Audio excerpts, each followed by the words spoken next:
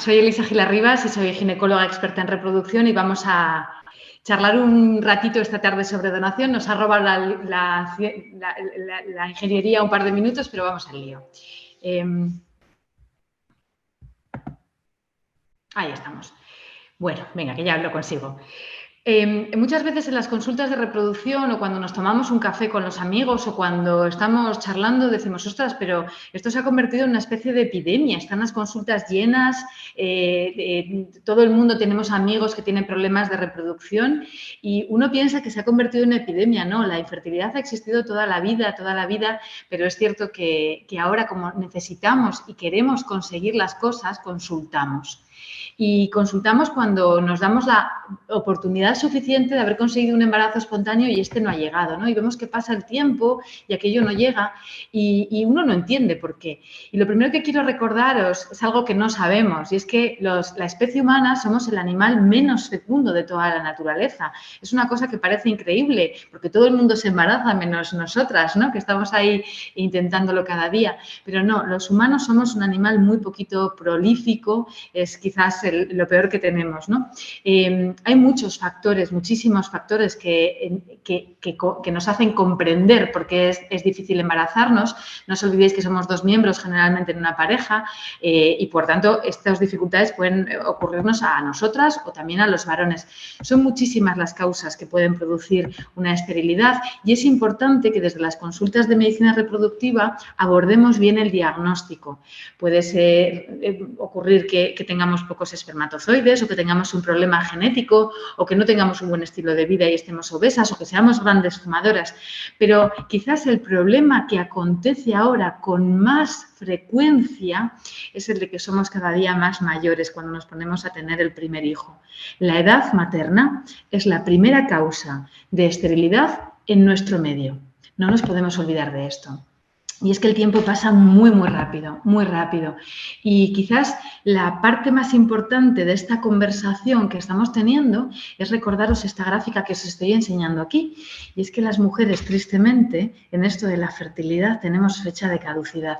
Nuestra cantidad y nuestra calidad ovocitaria va bajando de forma muy rápida, especialmente dramática a partir de los 38 años. Cuando somos más mayores, estamos en nuestras plenas facultades, en nuestro mejor momento laboral, estamos encontrando una pareja que nos tiene enamoradas, sí, pero resulta que nuestra calidad ovocitaria no está tan bien como preveemos, ¿no? Y quizás eso sea lo más importante, porque como veis en esta foto, podemos estar estupendas a edades muy altas, pero nuestros ovarios no dicen lo mismo y, por tanto, nuestra capacidad reproductiva tampoco. Y veis en esa gráfica cómo a medida que vamos cumpliendo años las mujeres tenemos más dificultades para embarazarnos y, lo que es peor, más pérdidas gestacionales. O sea, consigo un embarazo y de pronto, ¡pum!, tengo un aborto, ¿no? Y todo esto muchas veces ocurre porque tenemos más años de los que deberíamos tener para embarazarnos desde un punto de vista biológico. Y por eso muchas veces necesitamos ayuda. Y la mejor ayuda que nos pueden brindar es una donación de ovocitos. ¿Qué es un gameto donado? Primero, ¿qué es un gameto? A veces cuando estáis en la consulta y os hablamos con términos científicos, nos decís que no te entiendo lo que me estás diciendo. Bueno, pues un gameto es el óvulo en la mujer y el espermatozoide en el varón. ¿Y qué es un gameto donado? El óvulo o el espermatozoide que una tercera persona me da para que yo pueda embarazarme. Digamos que sigue un poco los preceptos de la Organización Nacional de Trasplantes y podemos equiparar los óvulos o los espermatozoides o a veces incluso hasta los embriones a cualquier otro órgano o tejido que nos tengan que donar. Por ejemplo, a la sangre o a las plaquetas o a un riñón o a unas córneas, a cualquier otro órgano que uno entiende perfectamente que pueden donarle para mejorar su calidad de vida o incluso para la supervivencia. Si bien la causa más frecuente de donar óvulos o de recibir óvulos es la edad materna, hay otras muchas causas por las que a veces los ginecólogos os orientamos a un tratamiento de donación de ovocitos. Por ejemplo, pues que tenga un problema genético. Si yo tengo un problema genético, si mi causa de embarazo es un problema genético, lo voy a transmitir a mis óvulos y, por tanto, lo voy a transmitir a mis embriones y de mis embriones lo voy a transmitir a mis hijos. Entonces, en muchas ocasiones no podemos solventarlo y la solución es una donación de óvulos. O igual me han operado y me han quitado un ovario. O tengo una enfermedad ginecológica que hace que tenga poquitos óvulos. Cualquiera de todas estas causas puede ser motivo de que os indiquemos una donación de ovocitos. He puesto en esta diapositiva también por qué a veces indicamos una donación de espermatozoides. Bueno, por equipararlo un poco y por comentar un poco también. Bueno, pues a veces necesitamos una donación de espermatozoides porque no tenemos pareja masculina, o porque no tenemos pareja, o porque nuestra pareja tiene una vasectomía hecha, o porque no tiene espermatozoides, o porque tiene una enfermedad genética. Por tanto, a veces tenemos que tirar también de un donante de espermatozoides. El caso es que las pacientes y los pacientes nos preguntáis muchas veces que esto cómo se rige, cómo se organiza, porque las leyes no son iguales en los diferentes países de Europa ni del mundo. Yo os voy a contar cómo es la ley en España, porque es el sitio donde trabajo y el sitio donde estáis casi todas vosotras, ¿no? Y bueno, pues lo más importante es que, aunque parezca de perogrullo y aunque parezca una tontería lo que voy a decir, la donación de óvulos es legal. No es legal en otros muchos países. Por tanto, lo primero que tenemos que pensar es que no estamos haciendo una compra-venta ni estamos haciendo ninguna cosa que sea irregular. Entonces, se trata de una donación que, por definición, ha de ser anónima. Un poco como aquello que os contaba antes, de si me donan un riñón, pues yo no voy a conocer a mi donante de riñón o de sangre. La ley española, que está registrada en un Real Decreto en el año 2006 y que no os voy a contar porque es un poco pesada, dice que todo esto no puede ser una comercialización. Y dice también que mi donante o que nuestra donante debe ser anónima desde todos los puntos de vista, anonimato bidireccional. La donante no va a conocer a mi paciente o la paciente y la paciente no va a conocer a la donante. Y la donante tiene que acudir al centro de forma libre, altruista, no comercial. No tiene que pensar que esto está monetizado, no, porque los donantes acuden porque quieren echar una mano. Es nuestra obligación identificar bien a los donantes, conocerlos bien y quizás hayáis leído o quizás sepáis que desde el año 2020 existe, gracias a Dios ya, un registro nacional de donantes al que le han puesto un nombre muy original que es SIRA y que registra todas las donaciones hechas en nuestro país para que todo esto sea muchísimo más trazable y muchísimo más regulable. Como os decía, una donante, por definición, tiene que ser voluntaria. No puede venir coaccionada, no puede venir porque otro la fuerce, no puede venir de la mano de un paciente, tiene que venir de forma voluntaria, como cuando vais a donar sangre, exactamente lo mismo. Tiene que venir de forma anónima. De hecho, los donantes muchísimas veces vienen las vemos en otras clínicas diferentes a vosotras. Es una mujer que, atendiendo a lo que hemos hablado antes de cómo a las mujeres nos afecta el paso de los años, tiene que ser joven. ¿Qué es ser joven en medicina reproductiva? Pues ser joven significa ser mayor de edad, en España ya sabéis, 18 años, y tener no más de 35 años. Por aquello que veíamos antes, nuestra curva de fertilidad va a bajar a partir de los 35. Ser una mujer libre de aquellas enfermedades transmisibles que podamos diagnosticar. Por ejemplo, las enfermedades de transmisión sexual, hepatitis B, VIH, sífilis, gonococia, todo eso que sabéis que son las enfermedades de transmisión sexual, a las donantes se les estudia en cada donación que hacen. Tienen que estudiarse también, se les estudia también otro tipo de enfermedades, como enfermedades genéticas y, por supuesto, todos los antecedentes personales y familiares relevantes que pudieran tener. ¿Cómo seleccionamos a una donante? ¿Cómo va esto? ¿Cómo se traza todo esto? Bueno, pues como os decía, una donante llega a nuestras consultas porque contacta pues, con la centralita o con las secretarias o porque la llama una amiga o porque, bueno, ella viene aquí porque quiere. Y la vemos los ginecólogos. Y los ginecólogos les explicamos de qué va todo esto. Hacemos también un poco de docencia y les explicamos cómo les afecta la edad, por qué las mujeres vienen a recibir óvulos, cómo nos pueden ayudar, lo que ayudan. Todo eso se lo decimos. Las donantes, yo siempre digo, son nuestras pacientes estrellas, porque sin ellas os aseguro que no haríamos la mitad de las cosas que podemos hacer. Se sientan con nosotros, están un rato, les explicamos en qué consiste todo esto. Y, por supuesto, las evaluamos desde un punto de vista médico. Hacemos una buena revisión ginecológica, contamos cuántos óvulos tienen, hacemos su ecografía, hacemos la revisión completa con su citología, sus cultivos vaginales. Recogemos un dossier con sus características físicas más importantes, su color de pelo, su color de ojos, su altura, su índice de masa corporal, su complexión. Les preguntamos qué les gusta, les preguntamos a qué se dedican, todas esas cosas.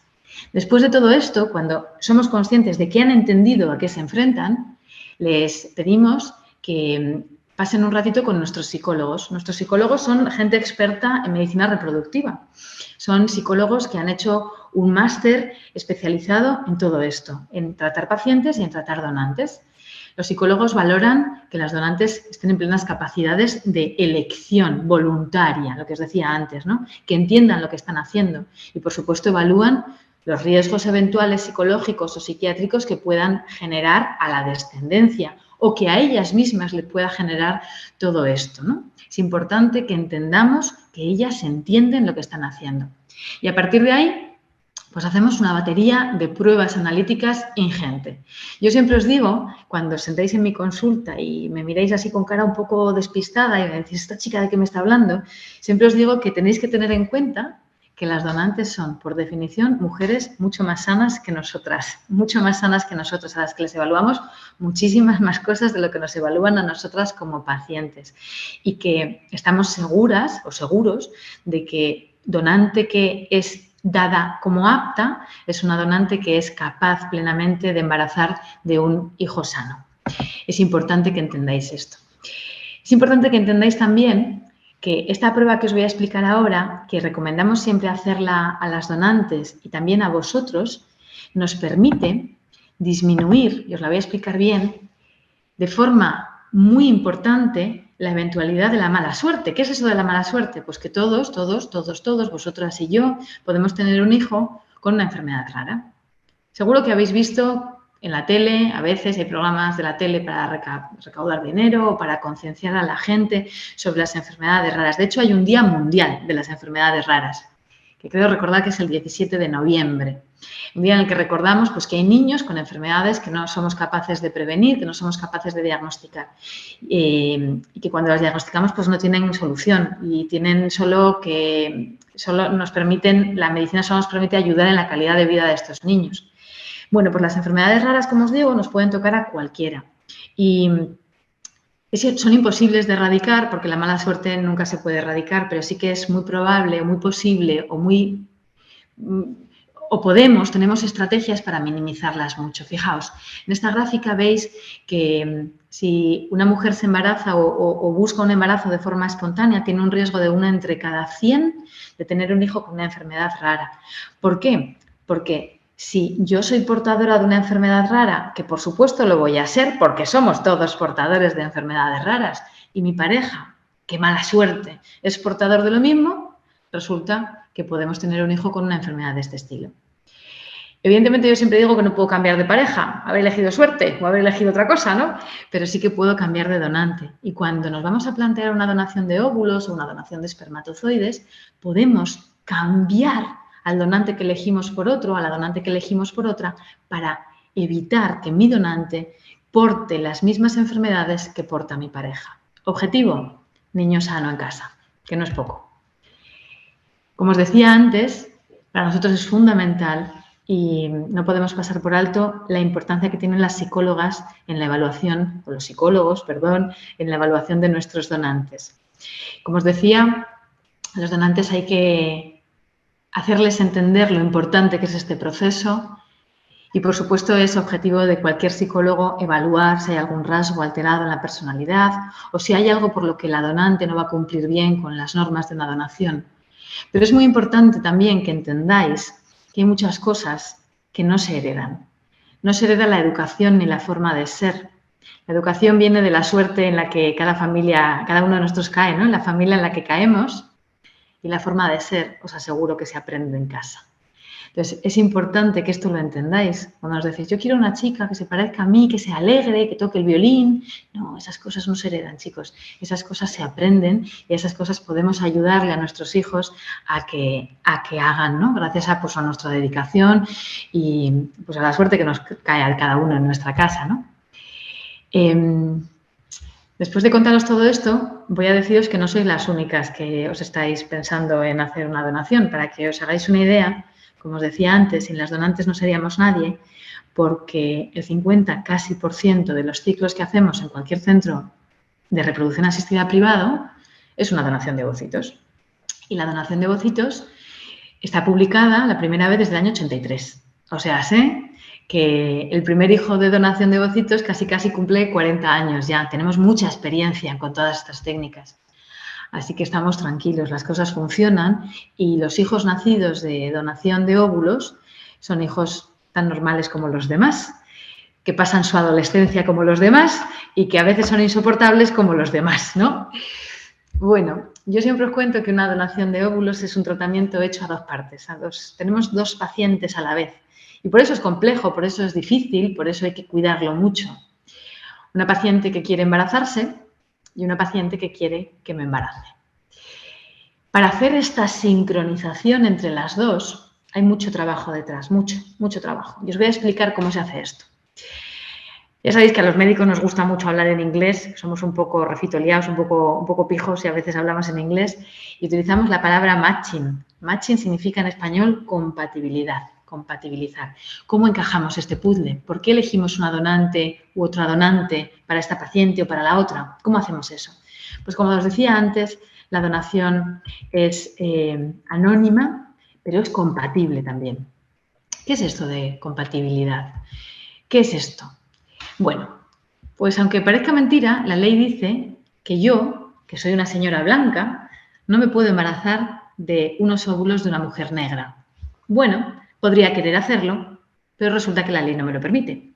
Por tanto, aunque a mí me apetezca mucho tener un hijo mulato, siendo yo blanca, la ley en España me dice que mi donante tiene que parecerse físicamente a mí.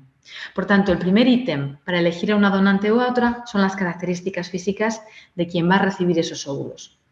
Características físicas hablamos de color de pelo, de color de ojos, de etnia, de altura, de complexión, etc.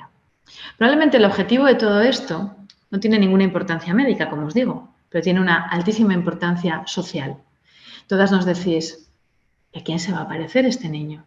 Pues como os digo, al final uno se parece a quien le cría, porque uno habla igual que quien le ha educado, pero tenemos que cuidar las características físicas para que el bebé que nazca se parezca lo máximo posible a la mamá que lo ha parido. Hacemos un poco lo mismo con el grupo sanguíneo. Yo siempre le explico a las donantes que podríamos embarazarnos de cualquier grupo sanguíneo, pero probablemente cuando en el cole a nuestro hijo le hagan una analítica o prueben o practiquen eso que hacíamos en el colegio, a ver qué grupo sanguíneo tienes y salga un grupo sanguíneo que no cuadre con mi madre y con mi padre, pues igual alguien mira mal.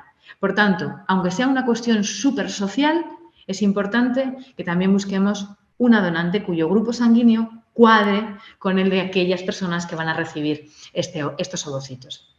Como os decía antes, utilizamos también las técnicas de estudio de enfermedades raras, fundamental, a lo que llamaremos test de portadores de enfermedades raras. Y en alguna ocasión, muchas, no pocas, a veces utilizamos también rasgos inmunológicos para seleccionar mucho mejor a nuestra donante. Como os decía, características fenotípicas, color de ojos, color de pelo, altura, complexión, textura del cabello. Yo soy una mujer con el pelo muy rizado, por tanto, yo debería recibir óvulos de una mujer con el pelo muy rizado.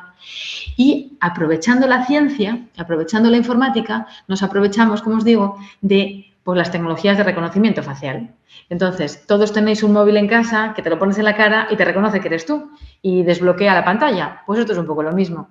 A partir de una foto neutra, sin sombrero, sin gafas, de nuestra paciente y de nuestra donante, un programa informático va a seleccionar a aquella donante que se parezca más a mi rostro. Para eso utiliza el punto de corte de los arcos ciliares, dónde están los pómulos, dónde está la nariz, dónde está la boca, y todo eso nos permite hacer una selección casi perfecta de la donante. El análisis genético, como os decía antes, cada día más implementado. Nos gustaría llegar al 100% de nuestras pacientes con este análisis genético, con el objetivo de minimizar absolutamente cualquier niño con una enfermedad rara que pudiéramos haber evitado. Y como os digo, todo esto lleva mucho trabajo por nuestra parte. Lleva mucho por la vuestra, que es la toma de decisiones, conseguir las analíticas, resolver las dudas que podáis tener, y por nuestra parte pues lleva mucho trabajo de burocrático e informático para que podamos cuadrar a las dos pacientes. Cuadrar las reglas siempre es difícil. Los ginecólogos sabemos que la regla a cada una nos viene cuando quiere la regla, no cuando queremos nosotras. Y, por tanto, no siempre es fácil hacer sincronizar a una paciente con una donante. Por tanto, tenemos un departamento específico en todos los centros que se dedica única y exclusivamente a cuadrar pacientes con donantes. Todo esto que os estoy contando, que parece tan complejo, al final, como os digo, hay un departamento específico trabajando en esto día tras día, día tras día, al final es relativamente rápido. Una vez que nos decís que vamos adelante, que habéis decidido que esta es vuestra técnica, que con esto queréis conseguir un hijo, nos ponemos a currar y en menos de 5 semanas, en 4 semanas y media, en un mes, en un ciclo, está todo preparado, todo hecho y, a ser posible, embarazadas. Os decía antes, y esto me importa mucho y me interesa mucho que no lo olvidemos, que la edad materna es importante. Es importante porque disminuye la calidad oocitaria, porque disminuye la cantidad oocitaria, pero también asocia riesgos en la gestación. Cuando tenemos más de 40 años, tenemos que asumir que tenemos más riesgos en nuestro embarazo, pero especialmente esos riesgos hay que abordarlos a partir de los 45. ¿Qué significa riesgos en un embarazo? Bueno, pues significa que podemos tener más eventualidad de una hipertensión gestacional o de una diabetes, y eso nos puede conllevar un parto prematuro. Todo eso hay que explicarlo en la consulta a la mujer especialmente mayor de 45 años. Tanto es así que la ley española, si bien no lo contempla de forma categórica, sí que lo recomienda, y al final hay un pacto tácito entre profesionales que dice que los riesgos que asumiríamos las mujeres embarazándonos por encima de 50 años probablemente no compensen al beneficio de tener un hijo. Por tanto, tenéis que saber que si bien esta técnica podría embarazar a cualquier mujer a cualquier edad, siempre y cuando tenga un útero sano, a partir de los 50 años no vamos a poderla implementar, porque, como os digo, los riesgos pueden superar a los beneficios. Y eso, voy a ahondar un poco en esto para recordaros que como las técnicas de donación son tan potentes y generalmente las estamos indicando en mujeres mayores de 40 años, tenemos que tener en cuenta que buscamos un hijo sano, una mamá sana y que todo vaya bien. Y, por tanto, veréis que de forma incisiva e insistentemente os recomendamos transferir embrioncitos de uno en uno. ¿Por qué? Porque sabemos que embarazamos también con técnicas de donación, que lo que queremos es un bebé sano en una mamá sana y que luego la logística sea lógica y normal. Y si queréis otro hijo, pues venís el año que viene a por otro. Y en orden las cosas siempre se hacen mejor. Por tanto, no os sorprenda que seamos tan pesados en recordaros que queremos transferir un embrioncito. Os decía antes que casi 40 años va a cumplir el primer niño nacido de Obodón. Por tanto, tenemos mucha literatura, mucha evidencia científica sobre la seguridad de estos tratamientos. Seguridad clínica, seguridad médica, pero sobre todo seguridad emocional. Los niños nacidos de todo este tipo de tratamientos, las familias que se acogen a estos tratamientos, hoy por hoy podemos decir orgullosamente que están tranquilas, que están bien, que están contentas. Es cierto que todo este proceso es duro, no hace falta que os lo recuerde, no hace falta que os lo diga, lo sabéis todas y todos, pero cuando uno hace su introspección y decide que esta es su técnica, la paciente está tranquila, la paciente está segura, adelante. Hay pacientes que necesitan más tiempo, hay pacientes que necesitan menos, hay pacientes que necesitan apoyo de los profesionales, hay otros que lo tienen más claro, que quieren un hijo y lo van a luchar hasta el final. Pero lo que podemos evidenciar es que científicamente hemos demostrado que los niños nacidos de estas técnicas y las mamás y papás que tienen hijos con estas técnicas están psicológicamente tranquilos y serenos. Y hay un buen ajuste emocional. Pero muchísimas veces, como os digo, necesitáis ayuda. La ayuda os la podemos brindar cada uno de los que estamos al otro lado de esta pantalla, al otro lado de esta mesa, en las consultas. pero es que a veces necesitáis ayuda de un profesional. Y por tanto, no echéis en saco roto que los centros tienen casi siempre, los centros IBI siempre, apoyo emocional por parte de profesionales psicólogos. No estáis locas, no estáis locos, no. Es que asumir todo esto es complicado. Es que el duelo genético es difícil. Es que pensar que necesito ayuda de un tercero para algo que se presupone natural como embarazarme no es fácil. Por tanto, contad con todo el apoyo emocional que pueda daros el equipo médico, las enfermeras, la gente de atención al paciente, pero sobre todo contad con los profesionales de apoyo psicológico, que son los psicólogos. Y solo quiero recordaros que para que todo esto funcione, pues tiene que haber un equipo coordinado detrás que trabaje viento y noche, mareas y todo lo que haga falta, porque no es sencillo organizar ciclos de donación de óvulos, porque necesitamos un buen programa informático que nos gestione, que nos ayude, y necesitamos gente implicada hasta el final, desde la secretaria que os atiende, pasando por los médicos y enfermeras, el equipo de psicólogos, como os digo, y toda la gente de los laboratorios, laboratorio de FIB, laboratorio de andrología, y todos juntos, junto a vosotras y a vosotros, para que todo esto cuadre, sea de la forma menos lesiva para vuestra cabeza, más rápida y menos costosa también económicamente. Así que yo os quería contar esto, que han sido unas pinceladas sobre donación, y ahora estamos dispuestos a responder las preguntas que tengáis que hacerme. Así que voy a intentar no cargármelo otra vez. Voy a dejar de compartir la presentación. Esto no es fácil tampoco. Me están poniendo a mí la gente de...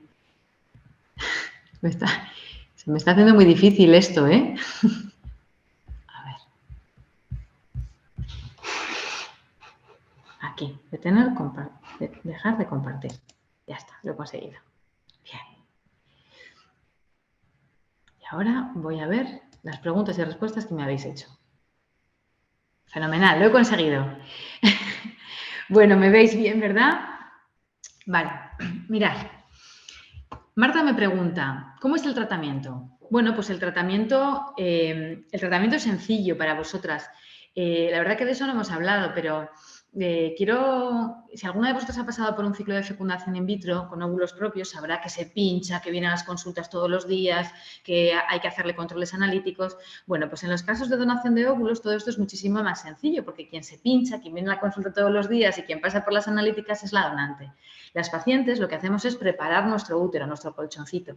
Por lo general, la preparación del endometrio se hace con unas pastillitas de estrógenos muy sencillas. Casi nunca hay pinchazos. No puedo negar que a veces nos toca pinchar alguna vez, pero generalmente tomáis unas pastillas durante unos 10 días, 15 días y unos ovulitos vaginales que tomáis en la segunda parte del tratamiento. Como os digo, nada que ver con un ciclo de donación de óvulos. Mira, aquí me habíais ayudado, me habíais dicho que ya se veía, qué suerte tengo. Mira, hay aquí alguien que se hace llamar espectador anónimo me pregunta una cosa muy interesante que siempre nos preguntáis, nos la preguntáis siempre. Si la donante no gana dinero y le tienen que poner hormonas, ¿no resulta muy difícil conseguir personas que donen? ¿Qué les motiva a hacerlo?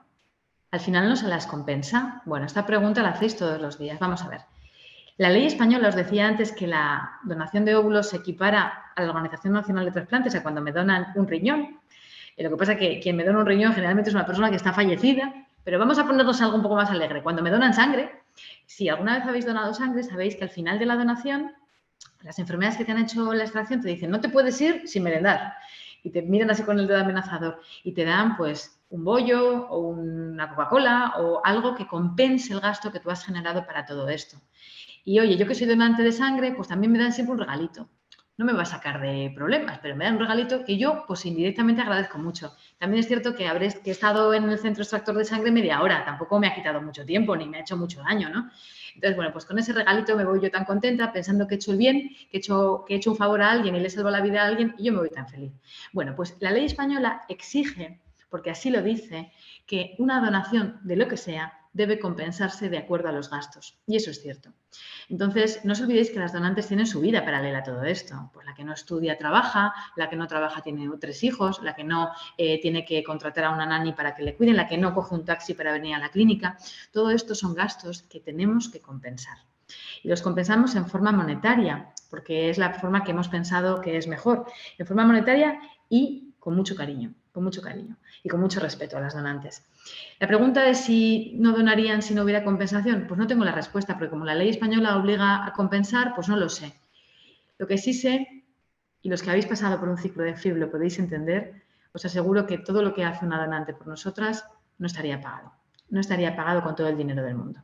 Y sin ellas no podemos hacer nada de todo esto. Entonces, a las donantes hay que respetarlas, hay que cuidarlas, hay que tratarlas bien. Como os decía antes, son las pacientes VIP, las pacientes estrella, y todo lo que hacen por nosotras, pues no tiene precio, no tiene precio.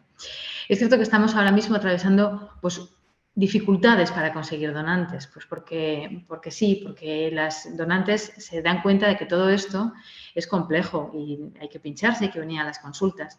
Pero no me preguntéis si porque España es un país muy altruista, somos en algo tenemos que ser el primer país, somos el primer país en donación de órganos, también somos el primer país en donación de óvulos y en donación de espermatozoides. Así que vamos a aprovecharnos de lo bueno que tenemos. Otra cosa importante que nos preguntáis, ¿cuál es el tiempo de espera para conseguir una donante? Bueno, pues como os digo, donantes hay muchas. Ahora, como os digo, nos está costando un poquito más encontrar donantes, pero hay muchas, os sorprendería. Nos apoyamos mucho en las redes sociales. Yo me acuerdo cuando empecé en todo esto que íbamos con carteles y los colgábamos en la facultad, en el metro o yo qué sé, o donde supiéramos que había gente joven, ¿no? Y aquello era un horror, porque no te arrancaba el cartel, pues yo qué sé, perdías mucho tiempo. Y ahora actualmente, pues la gente de marketing nos echa una mano, pero vamos, de las buenas, buenísimas, y es utilizando pues las redes sociales. Las redes sociales tienen muchas cosas buenas, no nos vamos a olvidar. Entonces, el boca a boca y las redes sociales nos ayudan muchísimo a que todos los días tengamos donantes que quieren preguntar. Muchas de ellas no acabarán siendo donantes porque nosotros mismos les diremos que no pueden o porque ellas dirán, ostras tú, esto es un poco más difícil de lo que yo pensaba. Pero todos los días hay donantes en las clínicas que vienen a preguntar de qué va esto. Así que a la pregunta de cuánto cuesta buscar una donante, la respuesta es generalmente poco. Y voy a hacer un pequeño paréntesis. ¿Qué es generalmente? Pues como estamos en España, la inmensa mayoría de nosotras somos españolas y la inmensa mayoría de las españolas somos blancas, caucásicas, así como yo, normalitas.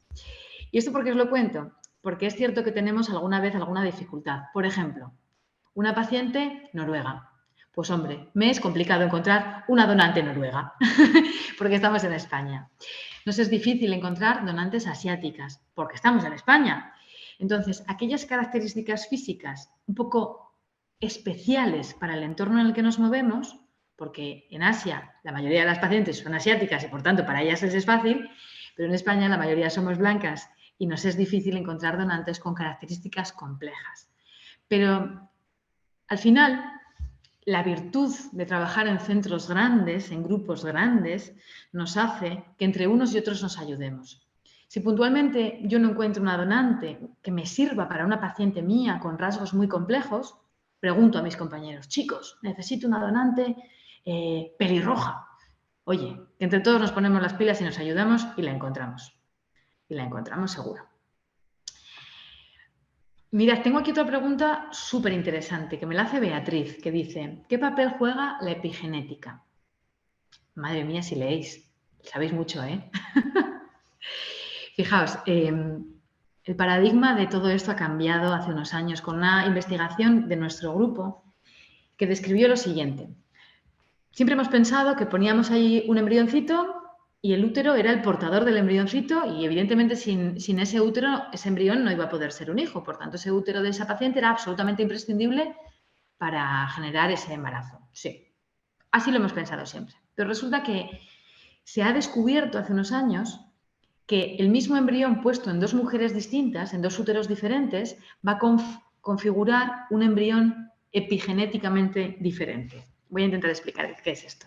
La epigenética es es algo de la genética que lo que hace es diferenciar, cambiar la disposición de los genes, de forma que si un gen cambia su morfología, va a expresar una proteína distinta, va a hacer una función diferente.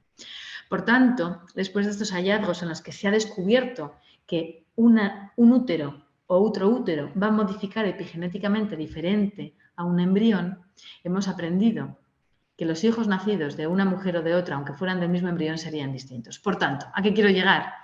A que somos imprescindibles para que ese niño adquiera algo nuestro. Podemos transmitirle cosas nuestras, aunque genéticamente la célula inicial no sea la nuestra. Y eso, como os digo, ha roto todos los paradigmas de toda la medicina reproductiva y nos ha hecho abrir los ojos a un mundo nuevo y que tengáis la sensación de que participáis algo más que en poner el útero. No, no, es que sin vosotras ese niño no sería ese niño. Es importante que sepamos esto. Otra pregunta muy interesante. Si la primera transferencia falla, ¿significa que tenemos un problema para concebir?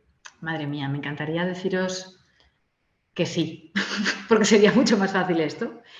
Si yo fallara en una paciente, le diría, pues ya está, ya no hacemos más tratamientos. Pero es que esto no es así. Hay muy pocos criterios para que podamos deciros taxativamente que no vais a poder embarazaros. Muy pocos. Casi me diría que ninguno. Solo que el útero esté estropeado. Porque al final siempre hay un plan B, siempre hay alguna opción para hacer, ¿no?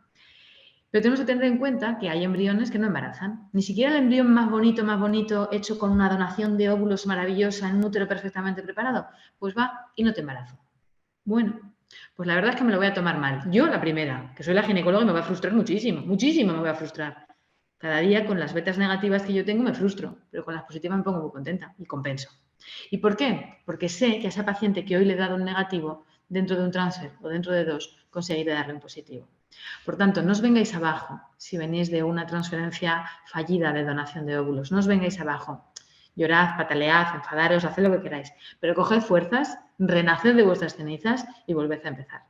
Porque podemos conseguir un embarazo aunque a la primera hayamos fracasado. Dadnos el beneficio de la duda de seguir intentándolo. Aida, gracias. Me dices que inspiro mucha confianza y eso me da mucha alegría, ¿eh? Mirad, Mariki me pregunta, hola, me gustaría saber si sería similar el proceso de donación de embriones. Pues sería similar. De hecho, sería incluso un poco más fácil, porque vosotros pensad que cuando una mujer necesita los 2 gametos, antes decíamos que los gametos eran el óvulo de la mujer y el espermatozoide del marido, si una mujer necesita los 2 gametos, pues digo, o hacemos una doble donación, dono óvulos y dono espermatozoides, o me planteo una donación de embriones. Una donación de embriones es poner en ese útero, que previamente he preparado de la misma manera que lo haría para un ciclo de donación de óvulos, poner un embrioncito que ya está hecho. Ese embrión no lo hacemos para esa paciente, no. Los embriones no se pueden hacer así como así. No, los embriones vienen donados de otras pacientes que ya se han embarazado y que donan los embriones que les sobran, también con el mismo objetivo, con el objetivo de ayudar a terceras mujeres a que ellas se puedan embarazar. Si yo he conseguido una gestación y ya no quiero tener más hijos, porque tampoco quiero tener 25 hijos, ¿verdad? No, pues con 1 o con 2 probablemente me conformo y me sobran embriones. Y eso os aseguro que emocionalmente es complejísimo de gestionar, pues tengo que decidir qué hacer con esos embriones sobrantes. Y a veces decido ayudar a otras mujeres y los dono. Por tanto, la embriodonación o la donación de embriones es un proceso sencillo que también se rige por las mismas normas, exactamente las mismas. Buscamos los embriones cuyos donantes se parezcan lo máximo posible a las receptoras. También es un trabajo ímprobo de laboratorio y de ginecología y al final el proceso es muy similar, muy similar.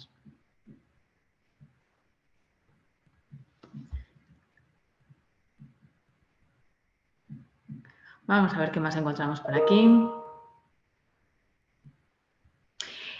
Interesante también esta y además muy habitual. Para los pacientes que vivimos fuera de España es muy complicado la sincronización de los ciclos entre donante y receptora.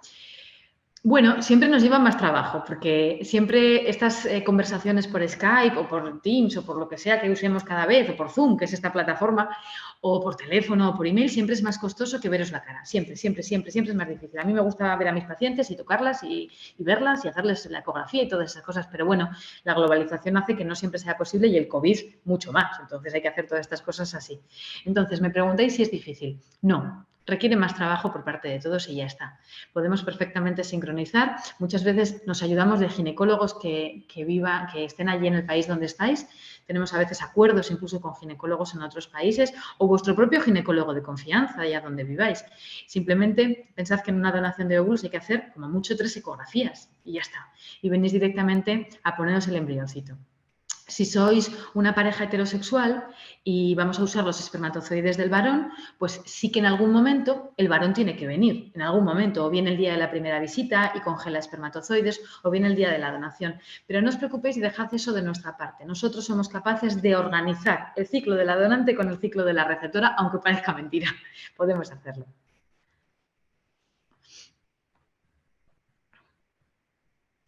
Jessica me pregunta, ¿el apoyo psicológico está incluido en el precio del tratamiento o es algo que hay que pagar de manera adicional?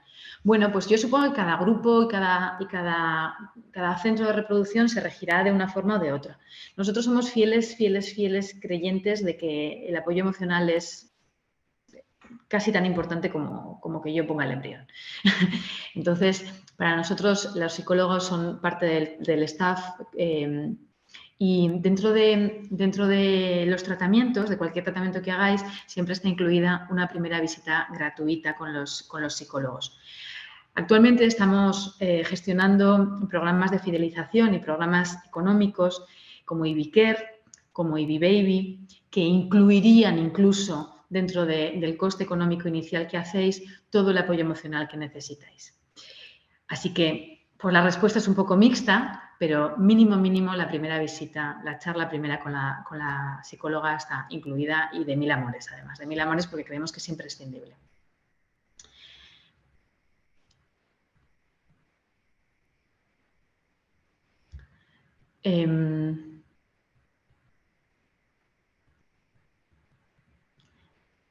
Inma dice, afortunadamente he sido mamá de un niño precioso gracias a la ovodonación. Es lo mejor que me ha pasado en la vida.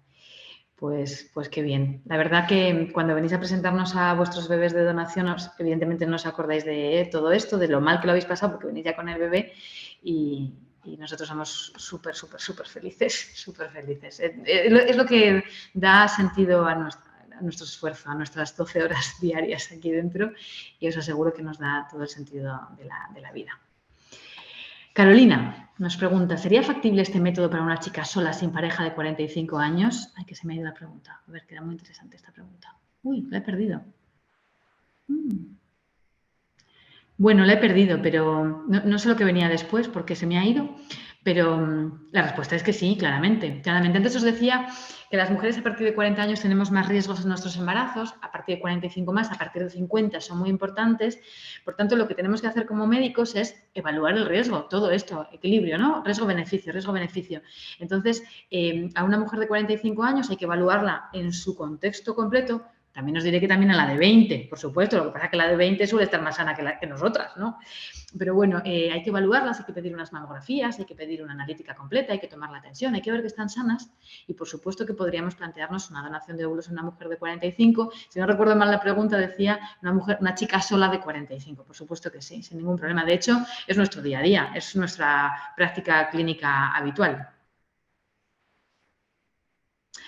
L, nos preguntas, ¿en la endometriosis es una opción la donación de óvulos? Por supuesto, es una de las causas después de la edad materna por la que acudimos a donación de óvulos. Fijaos, la endometriosis no es el proceso de esta charla, pero nunca está del todo mal hacer algún recordatorio de medicina. La endometriosis es una enfermedad ginecológica súper frecuente, más de lo que os pensáis, y que es la segunda causa en Occidente, en el grupo mediterráneo, en el grupo desarrollado, en los países desarrollados, la segunda causa de esterilidad. Porque es una enfermedad genética que lo que hace es disminuir mucho la reserva ovárica. los óvulos que tenemos, vamos, el número de óvulos que tenemos. Y por tanto, si a eso encima le sumamos años, pues entonces embarazarse con una endometriosis es como muy complicado. Así que os digo que, por supuestísimo, la donación de óvulos es un proceso súper habitual en la paciente endometriósica. Y hay un montonazo de publicaciones que nos dicen que si el útero de la paciente endometriósica es normal, la probabilidad de embarazo de esa paciente con óvulos donados es normal y corriente. Es la máxima, por tanto, no estéis preocupadas por eso.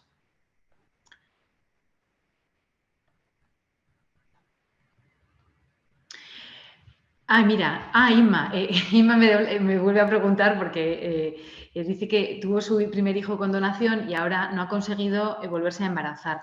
Dice, mi única opción es encontrar otra donante. ¿Es algo habitual como recurrir o es poco habitual, ¿no? Bueno, pues a veces ocurre. Lo que hay que evaluar muy bien es si a ese útero le ha pasado algo. No sé si tu útero fue sometido a una cesárea o le pasó algo durante el parto. Eso hay que evaluarlo bien porque, fijaos, hay un marcador pronóstico en medicina reproductiva que es el mejor de todos, que es que la paciente en cuestión se haya embarazado y haya parido un hijo. Entonces, para nosotros, y esto va a parecer un poco raro lo que voy a decir, pero que una humana mamífera, que es lo que somos, haya conseguido tener un hijo, significa que su útero, como mamífero, funciona. Por tanto, si he conseguido tener un hijo, el marcador pronóstico positivo es muy alto, salvo que haya pasado algo. Y Inma, te respondo a tu pregunta. Quizás de tu camadita de embriones que te consiguió dar un hijo al principio, el resto de embriones no han embarazado, porque es que, como decíamos antes, tristemente no todos los embriones embarazan. Tristemente, os diría, tristemente. El día que los embriones me saquen una bandera y me digan yo sí, yo no, yo sí, yo no, pues esto está todo hecho. Pero bueno, hay que evaluarte bien. Entonces, a veces ocurre, desde luego. Y a veces lo único que pasa es que hay que volverlo a intentar y volverlo a intentar hasta que atinemos con el embrión que embaraza, ¿no? Como os digo. Otra pregunta. ¿Las donantes y receptores pueden coincidir en el lugar en el que viven? Sí. Fijaos, yo os estoy dando la charla desde Zaragoza. Zaragoza es una ciudad con 700-800.000 habitantes. Generalmente nos nutrimos de donantes de nuestra zona. ¿Por qué? Porque logísticamente es más sencillo. Así os lo digo, es mucho más fácil porque así vemos a nuestra donante, vemos a nuestra paciente y hacemos nosotros lo imposible por hacer una buena sincronización entre ellas para que no coincidan en las salas de espera. Como os decía antes, muchas veces las donantes son vistas en otros centros distintos, físicamente diferentes o a otras horas diferentes que las pacientes. Cruzamos apellidos y, por supuesto, tenemos cuidado en la selección de la donante. Por eso existe la plataforma SIRA, que os decía al principio de la charla. SIRA, gracias a mucho esfuerzo por parte de la Sociedad Científica de Reproducción, se ha elaborado para conseguir hacer una correcta trazabilidad de las donantes y de los hijos nacidos de estas donantes. De tal forma que la ley pone como límite 6 hijos nacidos de la misma donante. ¿Por qué? Pues porque algún señor matemático en algún momento de la historia concretó o concluyó que 6 recién nacidos vivos de la misma donante tienen la posibilidad de encontrarse entre ellos, enamorarse y tener hijos y, por tanto, el riesgo de consanguinidad que esto pueda derivar, tan poco probable como que yo me enamore perdidamente de mi primo cuarto, que puede ocurrir, pero es muy poco posible. Es muy poco probable. Por tanto, la estadística nos dice que si como mucho hay 6 recién nacidos vivos derivados de la misma donante, el riesgo de que estos se encuentren entre ellos y puedan conformar una familia nueva es altísimamente improbable. Muchas veces, muchísimas veces, especialmente en los centros más grandes, utilizamos óvulos de otros centros. Como os decía antes, igual yo necesito que un compañero de Almería me consiga óvulos. Entonces, los óvulos de Almería vienen a Zaragoza. Pero bueno, habitualmente las donaciones se hacen sincrónicas y, por tanto, la donante y la paciente pueden vivir en la misma ciudad. Vamos a ver. ¿Cuál es la probabilidad de embarazo por ovodonación con 39? Bueno, pues con 39, en un contexto de útero sano, paciente sana y semen correcto, que eso hay que evaluarlo, claro, todo esto hay que evaluarlo, pues tendrá probablemente la potencia máxima que tiene un ciclo de ovodonación, que ronda aproximadamente por probabilidad acumulada, habiendo transferido todos los embrioncitos, en un 70%. Me encantaría deciros que la donación de óvulos embaraza en un 100%, pero es que entonces yo no sería un médico, yo sería una maga, y eso no soy. Me encantaría tener una varita mágica. Probablemente no estaría aquí, estaría en las Bahamas tomándome un daiquiri, pero no. Estoy luchando, como todos los días, como el resto de profesionales, en que este porcentaje suba y suba un poquito. Pero un 70% os aseguro que es una probabilidad de gestación bestial. En la balanza yo siempre pienso, voy a pensar en una balanza, es más probable que me embarace que no me embarace. Vamos a mirarlo así. Vamos a mirar el vaso siempre un poquito lleno. Carolina me dice, se me ha cortado la conversación. Me acaban de operar de miomictomía con cesárea, sin tocar el útero. Ha ido todo muy bien, según me dijo el médico. Dame ánimos y dime que algo podríais hacer. Absolutamente, sí. Como os decía hace un ratito, yo podría contar con los dedos de esta mano y me sobrarían unos pocos aquella paciente en la que le he dicho que lo deje. Que lo deje porque no soy capaz de ayudarla más. Con los dedos de esta mano. Y muchas veces llegamos a eso por agotamiento mental. Así que, desde el punto de vista físico, siempre, o casi siempre, hay opciones. Así que ánimo. Claro que sí. Vamos a ver.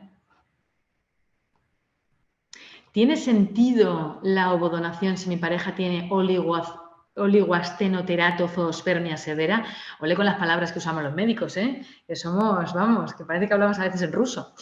Bueno, para los que no sepáis, oligoastenoteratozoospermia significa que este varón tiene poquitos, oligo, asteno, un poco vagos, que se mueven poco, terato, que son feos, zoospermia, en sus espermatozoides. Mirad, yo siempre digo, y esto es una frase un poco hecha en medicina reproductiva, que el factor masculino se cura con un buen factor femenino. Es decir, que en la balanza, unos espermatozoides que no funcionan muy bien, las mujeres con nuestros óvulos conseguimos generalmente centrarlos y organizarlos. Es cierto que los espermatozoides son imprescindibles y que el factor masculino pues no hay que minusvalorarlo ni muchísimo menos, que está ahí, pero los espermatozoides tienen pocas artimañas para arreglar los óvulos. Sin embargo, los buenos óvulos tienen mucha estrategia, mucha capacidad citoplasmática en su núcleo, en sus estructuras para arreglar a los espermatozoides un poco vaguetes, que van un poco flojitos. Y me van avisando que tengo 5 minutos. Esto parece la tele, que ya vamos a ir cortando y vamos a ir pasando al siguiente capítulo. Entonces voy a responder otra pregunta que tengo por aquí, que me gusta también. Tengo 44 años y endometriosis. ¿Directamente me recomendaría Sogodón? Pues sí, L, sí. Sí, porque con 44 años la posibilidad de una gestación espontánea o de una gestación con un ciclo de óvulos propios es súper bajita, súper bajita.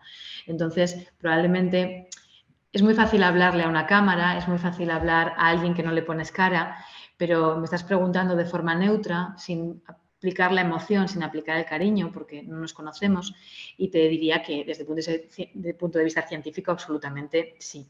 El tratamiento es una donación de óvulos.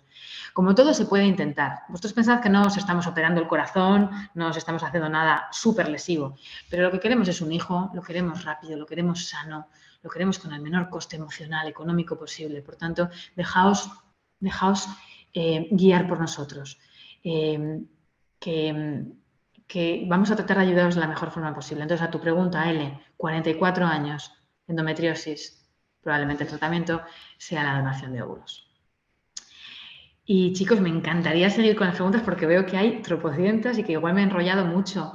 Así que vamos a emplazar todas estas preguntas para la próxima charla que demos, ¿vale? ¿Os parece?